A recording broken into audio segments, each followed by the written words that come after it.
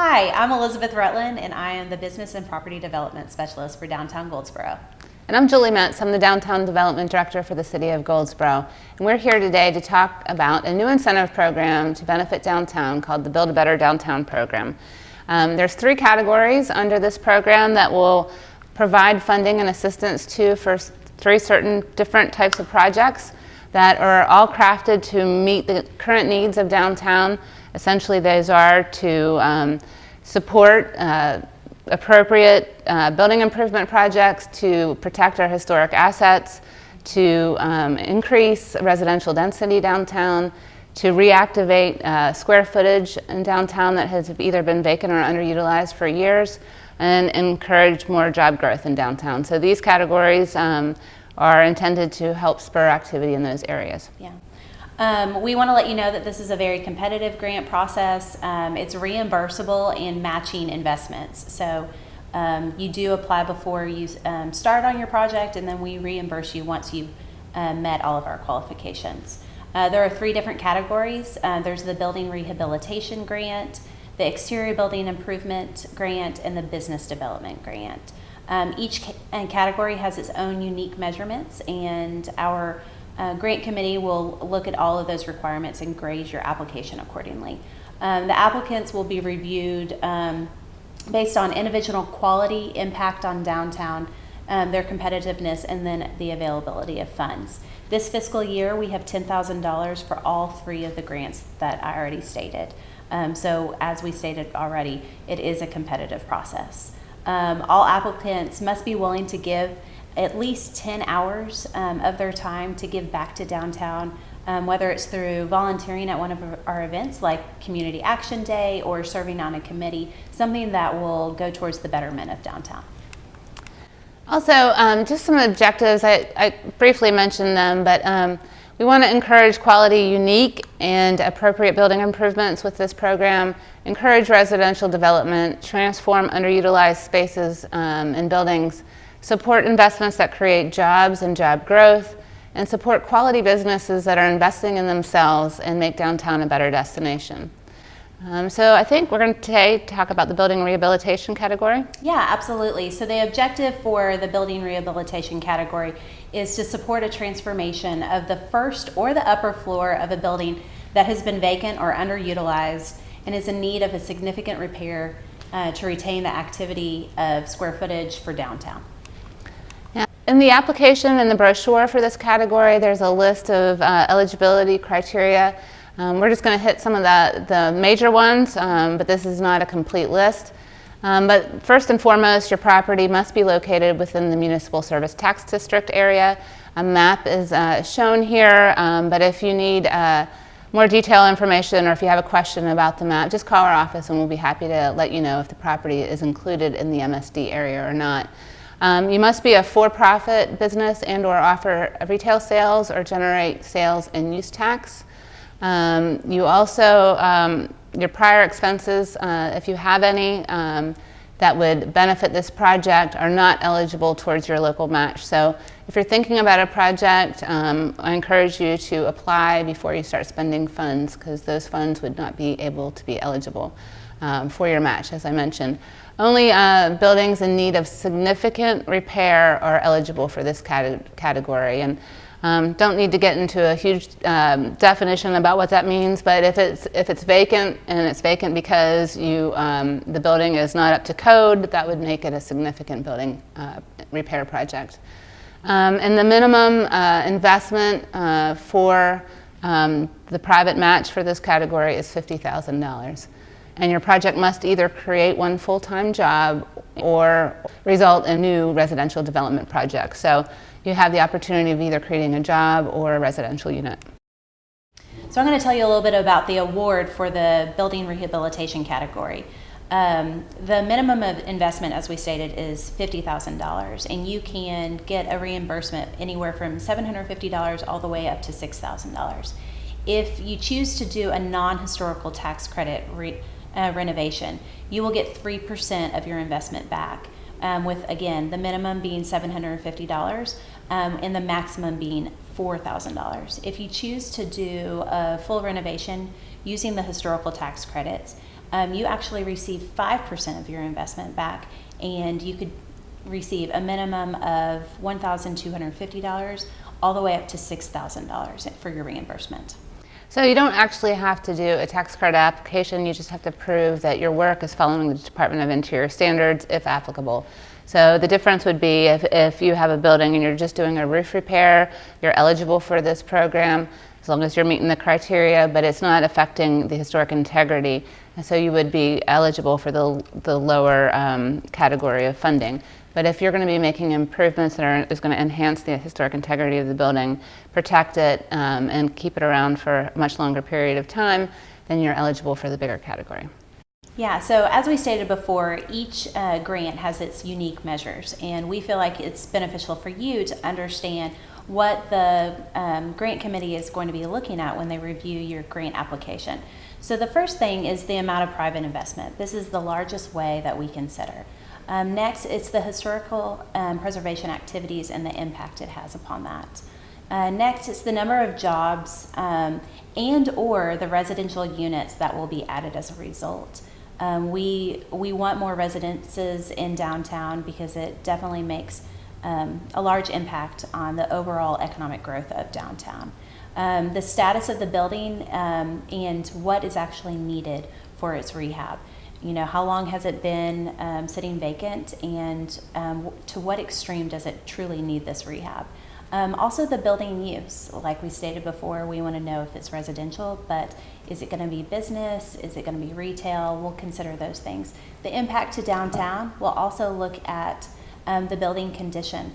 If without this renovation, the building could potentially fall down within the next several years, obviously that's going to make a huge impact. And you might score higher on that. Other factors include a minority-owned building, minority construction workers or contractors with the rehab project. Also the use of local artists for the project. Some of our buildings currently have murals on the side of it, and it creates a huge impact on the amount of tourism and traffic in downtown. So we definitely want to encourage more of that. And then any other factors that you feel like might be beneficial to downtown or make your application more worthy.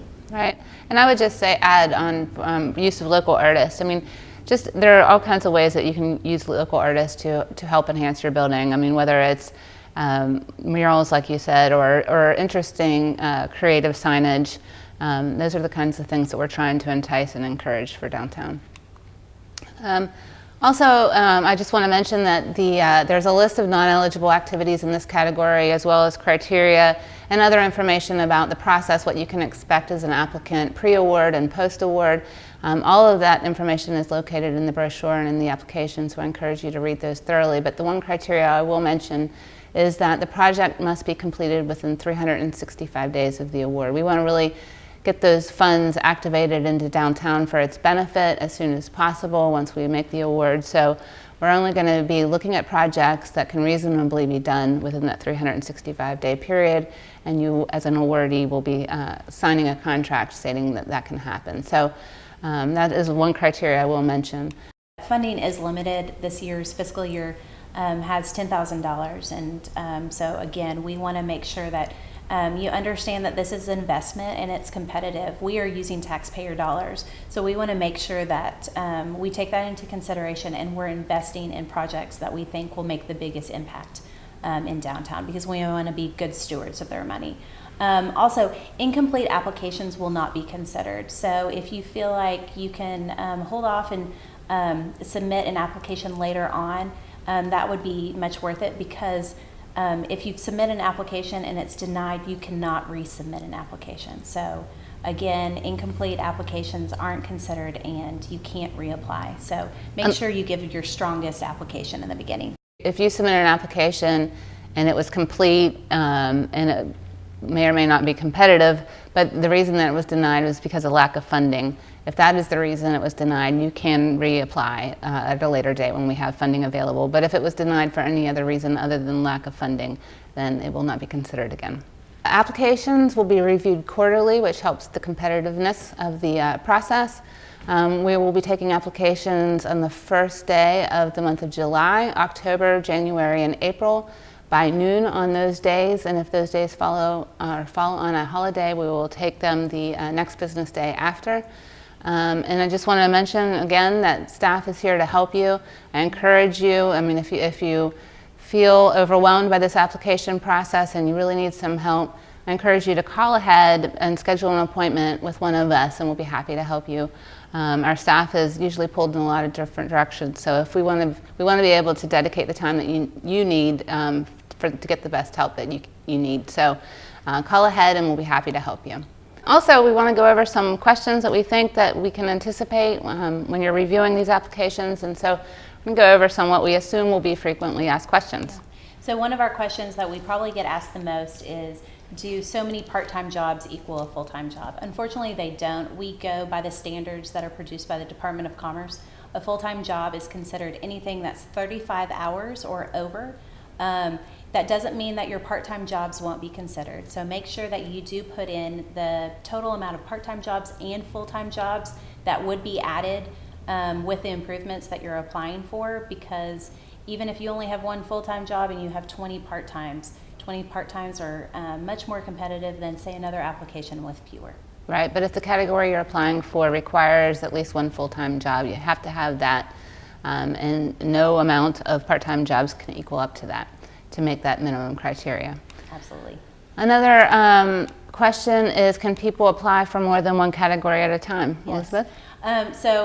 This is another question we get asked. Unfortunately, as we mentioned before, we only have $10,000 to give out.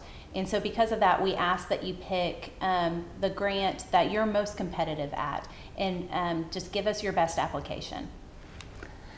And then another question is, can the building owner apply for the building rehabilitation category and a business owner apply for the business development category?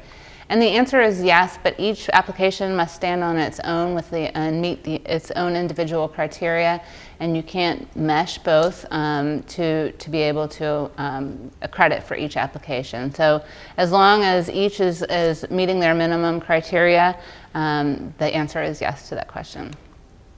All right, another one? Another question is, can an applicant phase a project and apply for phase 1 and later apply for phase 2? And the answer here is no. Once a person is awarded a loan or a grant under this program, they are no longer eligible for another one within the same project.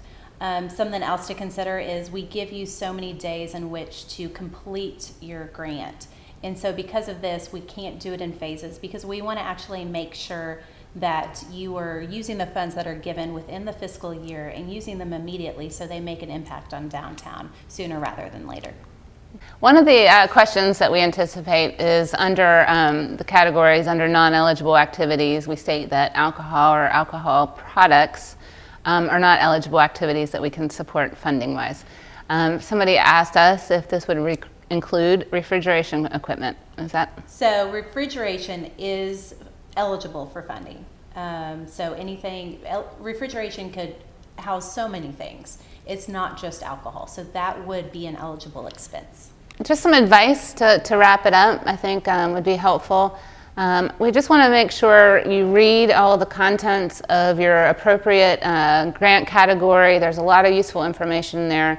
The brochure, and if you want the review score sheet, just call us and we'll be happy to get that to you. But I recommend that you thoroughly read all those contents and then call us if you have any questions before you really start the application process. Yeah, and as we stated before, we're here to support you. If you want help with an application, please contact either of us or schedule an appointment.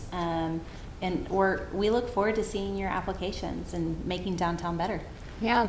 And I'll also mention that although we are a great resource to help small businesses in downtown, but we have a great partner at the Wayne Community College Small Business Center, and they are experts at helping small businesses develop business plans, as well as provide all kinds of resources to help you in your endeavor. So we highly recommend that you contact our representative at the Small Business Center, and we'll be happy. If you don't know how to get a hold of them, we'll be happy to give you that information. Absolutely. If you have any questions, just call us. If you need any help, again, I'll just highly recommend that you call our office and schedule a time, and we'll be happy to sit down and meet with you. Yeah, we look forward to working with you. Thank you.